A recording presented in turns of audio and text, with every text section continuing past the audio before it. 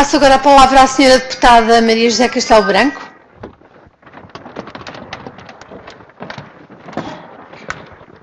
Muito obrigada. Antes de mais, agradecer a presença de todos e não posso deixar de agradecer mais uma vez ao Ciência Viva, que já sabem que eu sou uma grande admiradora do vosso trabalho e uma grande defensora sempre do vosso trabalho. Deixem-me dar-lhes conta que sou geóloga de formação, aliás, já organizei aqui também, estava aqui há uns meses e foi logo café de ciência com a geologia e costumo dizer que os cientistas são crianças grandes, porque nunca se acomodam, são sempre curiosos, sempre criativos e fazem questão de nunca se acomodar com nada. Aliás, acho que é isso que devemos reavivar na nossa juventude e como professora foi isso que eu tento sempre fomentar nos miúdos, que não se acomodem, que não se... Até porque faço questão de dizer que temos que ter sempre consciência de quem ensina que aquilo que estamos a ensinar num dia já está desatualizado. Estamos sempre desatualizados, porque a ciência, alguns em algum recanto da Terra, alguém está a investigar e a mostrar, a provar que aquilo que estamos a ensinar já não vale. E costumo dizer também que em termos de curiosidade científica, eu tive a minha primeira grande experiência científica com 6 anos, porque ouvia dizer que os gatos caíam de pé e resolvi experimentar de um 3º andar se o gato caía de pé. E cai mesmo. O problema é que eu fiz a experiência com o gato da professora. E ela não achou piada. E, portanto, a palmatória entrou em ação. Mas eu nem por isso deixei de experimentar. Portanto, acho que é isso que devemos manter e incentivar nos nossos jovens. E, aliás, já me têm passado para mãos muitos e alguns deles foram também para a engenharia da UBI aeroespacial e, portanto, que acho que é isso que nós devemos dizer. É isso que tu queres, tens que batalhar por esse teu objetivo e não desistam. Porque é disso que nós temos que viver. E quando dizemos que Portugal não tem naves, não terá todas essas condições, mas os navegadores fizeram o que fizeram com uma casca de nós que é impossível, quando nós vemos como é que eles conseguiram os grandes objetivos, os grandes feitos, com aquelas barcaçazinhas. Portanto, o sonho não tem limites, está bem? Não desistam.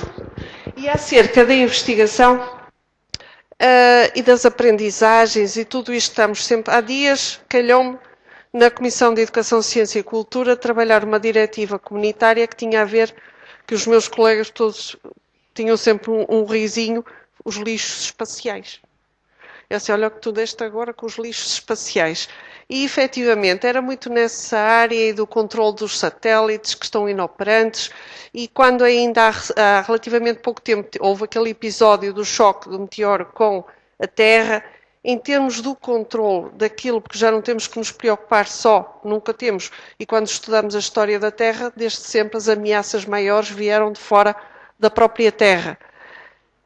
Em termos de alterações da própria Terra, em termos de alterações climáticas, já falaram da meteorologia, das alterações climáticas e do controle do que está para lá da nossa atmosfera, logicamente que, esperava ouvir a opinião, que Portugal terá todo o interesse em participar em tudo que seja iniciativas e organizações que trabalham precisamente no controle dos lixos, no rastreio, na cartografia dos lixos e dos satélites inoperantes, precisamente para evitar, nomeadamente, choques com satélites que são essenciais em termos de segurança para a própria Terra e, portanto, gostava de ouvir a vossa opinião sobre este aspecto.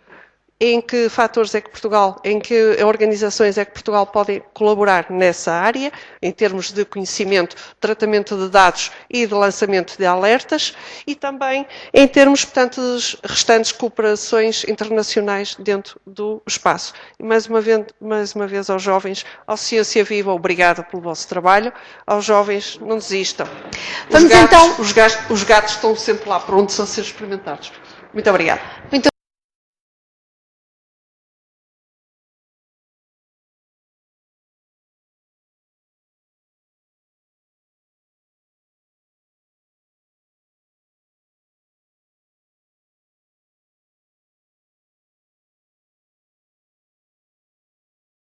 Boa tarde a todos. Antes de mais, em nome do Grupo Parlamentar do Partido Comunista Português, gostava de vos cumprimentar e de agradecer os contributos que sempre trazem. Este é enfim, não participei no último porque não tive essa possibilidade, mas já vezes sem conta estive nestes cafés de ciência que se traduzem sempre num momento de grande riqueza também para o Parlamento. Eu julgo que mais do que vir aqui elogiar-vos ou dar-vos palmadinhas nas costas, a um deputado deve caber também desafiar-nos a todos para fazer uma reflexão sobre o papel da política no desenvolvimento económico, social e cultural e, por consequência, no desenvolvimento científico, que é talvez até a base de todas as outras potencialidades do desenvolvimento. E nesse sentido, eu geralmente não deixo de aproveitar o Café de Ciência apenas para, ao mesmo tempo que saúde a vossa perseverança, tendo em conta o contexto em que trabalham, porque é de facto diferente trabalhar num contexto em que o vento sopra a nosso favor ou num contexto em que o vento sopra contra nós, e portanto em Portugal eu julgo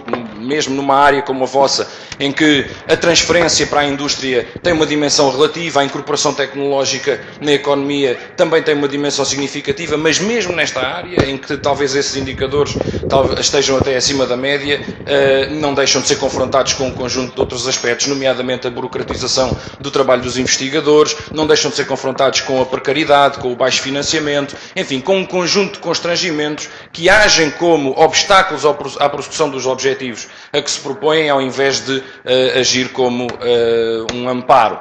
E, evidentemente, que aqui nos cabe a todos, deputados ou não, apelar a que não deixemos de sonhar. É evidente, eu sou um dos que subscreve a ideia de que aqueles jovens que têm aquele sonho e que todos os cientistas que alimentam o sonho de chegar mais longe na investigação e no desenvolvimento e no aprofundamento do conhecimento, seja na dimensão da investigação da ciência fundamental, seja da investigação aplicada, e que nesta área também têm uma ponte muito visível, mas eu julgo que, mais do que isso, aquilo que aqui hoje nos cabe, e subscrevo a ideia de que todos devemos manter esse sonho e alimentar, mas eu sei que o prosseguirão. Se o prosseguem neste contexto, sei que o prosseguirão em todos.